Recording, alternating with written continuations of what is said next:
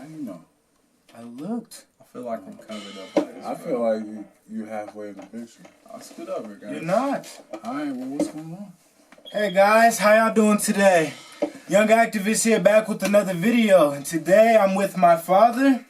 Are my lips greasy? No, but you gotta speak up. And I'm with my brother. And today we're gonna be speaking on the review on Deadpool 2. We just came back from the movie theater just tonight when it came out, and we're gonna start off with my father's thoughts on the movie. Deadpool 2. You gotta speak up. Oh, I gotta speak up. Deadpool 2 was, it was funny. It was very entertaining. It was definitely a weird racist movie, but it was very entertaining. You know, probably some of y'all are like racist. Well, because, you know how they do. You know, white people will make themselves super athletic and mighty, strong, and run fast. I wonder where that comes from. And then there was two black people in the movie. Terry Crews was a hero, and all y'all seen the previews with the girl who was lucky. So I guess the black girl's lucky, and she's lucky to be there with the white people. Yeah, her name's Domino. Yeah, Domino. That was one. And then Deadpool, I guess, is like a schizophrenic, psychotic madman who's bent on dying and killing because he constantly speaks in like, what did you say it was? He constantly speaks in the fourth wall. He breaks the fourth wall. Yeah, so he breaks the fourth wall. So he acts like he's talking to the public. So in reality, if we're watching a movie about a person's life, then that means in reality, he's actually insane. And he's not talking to anyone. He's just walking around doing these exploits while he's talking on the sidelines to weirdos. And nobody notices it because he has like constant head trauma and he's just an all-around weird guy. Very weird. And what's your thoughts on the movie? You finished? No, I'll be right back. I use the bathroom. Oh, okay. My dad wants to go use the bathroom real quick, so my brother's going to have his little review on it real quick. Speak up. So essentially, the movie is about like complete and utter disregard for life and death. Deadpool kills like an inordinate amount of people. Even like random civilians die because of like car crashes and stuff. And so death is used as like a comedic plot point. So they laugh at death constantly. Even the funniest parts of the movie are like Deadpool getting hurt and dying in weird scenarios. And life is taken for granted. So Deadpool doesn't care about life or death. He dies like at least 3 times in the movie. Spoiler alert. I washed my hands. And he That was the best part. Deadpool dies like 3 times and bounces back. Like, it doesn't even matter. Nothing matters to Deadpool. And throughout the movie, he's like, I'm God. Because he can't die. And so that shows how, like, basically white people think they're God. 100%. They can do whatever they want to do. Death has no consequence to them. And what's even more messed up is death is used as like a comedic plot point, but at the same time we're Americans sitting in a theater where all around the world people are dying. While we were in the movies, some poor black dude was probably getting pulled over by the police and beat to death. That's and you know what else? In the end, just kidding. Go ahead. Yeah, it doesn't matter.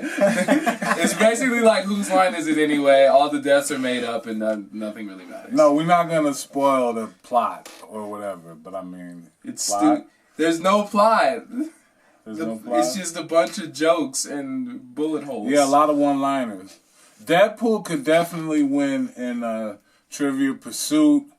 How to be any kind of trivia show he can win. He's like a master of Pop culture. Yeah, pop culture. He is comic god. It's yeah. Stupid. Yeah, in extreme situations. So whether he's getting hurt, killed, stabbed, or cut, he got a one-liner. Is that possible? Yeah. Yes. Excuse me. All the weird stuff I've seen. I never seen like someone beat someone up in the street and then say a joke. Oh yeah, he's the best at that. He'll make any serious situation be the most comedic thing you've ever seen. It's like a relief to cliche superhero movies, which I do appreciate about it. And it also, understands that it is a movie, so it doesn't take itself too seriously. I think the actor that played Cable is the same guy that played Thanos in Avengers. Yeah, I think that's the same dude. Well, check that out. You know what the funny part about that is? So in the comic books, Thanos and Deadpool both have a crush on the physical embodiment of death. So they both have a love for death. So that's why when you look at Infinity Wars, Thanos only cares about killing half the world. But in the comics, he wants to kill half the universe because he wants to appease death. At the same time, death doesn't like him. So he's just like, yeah, forget you, you're stupid. But she loves Deadpool, but Deadpool can't die. So it's just like, it's a weird love triangle. So when you look at it, Cable is kind of the main villain, if you can call him that, of this thing, fighting Deadpool. And at the same time, in another universe, he's Thanos' like, you know, rival and stuff. Or he's Deadpool's rival. Ignorant. That's another fourth wall break. And I mean, the movie generally, you know, it goes a little deep because, you know, no spoilers, but there was a prison scene, and you know, just the difference in these type of movies, how they treat the mutants, and then how they treat the humans. They treat the mutants basically like niggas, you know, Native Americans, blacks, you know, putting them into asylums and putting them into foster care system, separating them from their parents because they're different. You're an abomination. You've been cursed to be a mutant. Oh, yeah, the use of religion in it, and how like the Christian church used to, black people and white people couldn't go to the same churches because they thought God was white. Definitely. Another trope. How the white man was going to redeem the mutants by taking away their powers. Yeah, and then there was one point into the movie where they actually talked about that the X-Men, I mean not the X-Men, but like basically, yeah, the X-Men actually was used as like a racial term back during that time period. One of the mutants' name was Black Tom. That's true. So the X-Men is like, that's ignorant. The X-Men is a satire of Martin Luther King and Malcolm X. So Magneto is Malcolm X and Professor X is Martin Luther King. And so Deadpool makes a joke on that, and then like Young Ak was saying, you go to the prison and everybody in the prison is a mutant, and they treat the mutants like trash because the mutants are black people. It's still like a play on race. Definitely. So, do I call him Young Activist? But since he's my son, so don't I call him Lil Act? Does that make you Big Act? So I'm Big Act, right? Am I Medium Act? Yeah. I'm gonna put crickets right there. What? Oh, wow. He hated on you. So Lil Act. Yeah, that's a good description. But one of the only death that Deadpool actually takes serious is when it's at the beginning of the movie, so it's not a spoiler. When his wife dies. Oh yeah. That's the only death that is taken serious throughout this whole movie. No, there was two. What's the other one? I can't spoil the movie if I tell the other one. It got something to do with time machine, the reason why the movie was going on. So none of this. So basically, again, death is a joke. The white man takes death lightly. You just forgetting about the other death part, Medium. The death of Ryan Reynolds. Ryan Reynolds? That's the actor who played Deadpool. Oh yeah, Ryan Reynolds, yeah. How you kill yourself and still... That you're spoiling the movie. Alright. So basically, you know, I was trying not to spoil the movie. Just go watch it. Spoiler. Oh, we gonna watch. You gonna? I mean, really, we watching it. It was so much constant information and jokes and action going in. Ain't nothing gonna be. It was spoiled. honestly like 3 movies in one. Like there were so many different scenes. It was crazy. The movie was great, and I mean, didn't you want to say something about the writers? Yeah. In the beginning scenes, they used a bunch of funny quotes in the beginning of the movie, so it was like starred by someone who really doesn't care about being famous instead of the actor's name, and then it says the writers, and it says the writers are the actual true villains.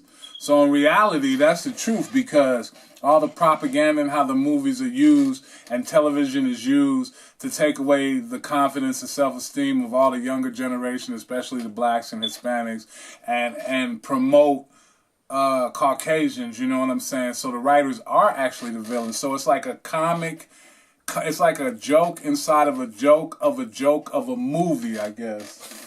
Inside a comedy, it's like I'm a dude playing a dude disguised as another dude. Yeah, so it's like a joke to the third power or something. To the third Squared. part. It's like a joke squared. Cubed. Yeah, exactly. A joke inside it's like a joke burrito. So generally, this movie is almost like privilege of white men being able to do whatever they need to do. And I mean, Deadpool, he doesn't even really see himself as a mutant. He's just like, yo, man, I'm just doing me at the end of the day, which is, you know, kind of appreciative about the movie. He does not take himself seriously. So. And Deadpool as a character survives cancer. Like, even cancer can't stop it. Like, nothing can stop this man. Which is an innuendo in itself, too, because, I mean, like, you know, this world is ruled by a certain group of people, and nothing can really stop them. They got cure for AIDS. Cure And for cancer. Potentially, yeah. And they got a cure for cancer, so everybody that's not of the elite is in a Deadpool. Ooh, that was clever. That was I like clever. That was I something. like that. Uh-oh. You should have copyrighted that one. I should have copyrighted that You one. giving away Luckily, the it's company recorded. secrets. I'm doing gems. Jewels. Oh, okay, Jules. It's going to be a hard All video. praises. edit.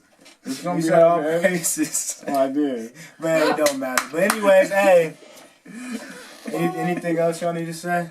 I mean, that was about it. I mean, there was more, but we'll just give away the plot of the movie, and we don't really want to do that. Domino is super fine. Just had to put that out there. So she's the bed wench of the movie. I mean, technically, at least she had natural hair. She was lucky to be So amongst the them. slaves.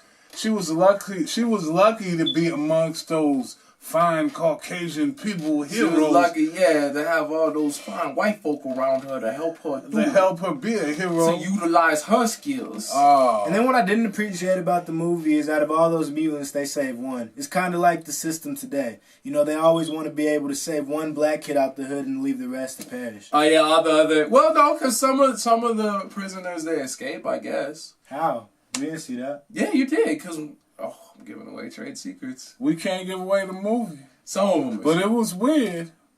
But I'm just saying they focus on one particular mutant who needs help, and then the rest of them are basically side pieces. There was a couple surprise characters in there that was kind of cool. Yeah. The one thing I did notice about the little kid who they go to save, or who Deadpool is trying to save, is he says something about like the industry is fake because they don't have any fat superheroes. And so he's a chubby kid, right? And so he goes to make friends with the biggest guy in there. Hold on. It's getting weird. Ashton, you a spoiler master. He's medium. Oh, my bad. You little ass. Media activist. Alright, yo. Damn. Yo, guys. It's been a great video. That didn't let me finish my point. You had a point, but it was going into explaining the weird. It was going to give up the story. That's Yo, fair. hey, yo. Hey, But fat people. wait though. The point you made was good about the. Fat people. He talked about the fat, because the industry doesn't like fat. So it was like the kid was making a super. He was point, like 'cause fat and brown. Yeah. So if you're fat and brown, you're definitely gonna get pooped on. Yeah, it was Oh, yeah. horrible. Yeah, to be honest, that was like almost a fourth wall break in the song, because the fact he's in the movie, you know what I'm saying? And he 'Cause was not- giving away like a true oppressive message. Yeah, like they picked him on purpose almost because he's like the societal like unnormal like actor. Yeah, he was. I don't know. He was about 250. 250. And He was like about 13. 190, but it's, 190. he was a big Y'all kid. are both like at least 3 plus. I mean, He But was he- not no 300 pound But kid. he was only like 14 or something, right? Yeah, he was like 190. He was like you, but with a gut. No, he was bigger than that. all right, yo. So hey, He it's was been a big, great man. He was video. fat Killmonger. It's been a great video, yo. Yeah, he was He was fat he was Killmonger. chubby as hell. He was trying to redeem his people. Yeah, this got to be like 8 minutes at least. Alright. All right, so it's been a great video, yo. Hey, power to the people and subscribe subscribe to my YouTube channel. Link in the description below to all social media sites.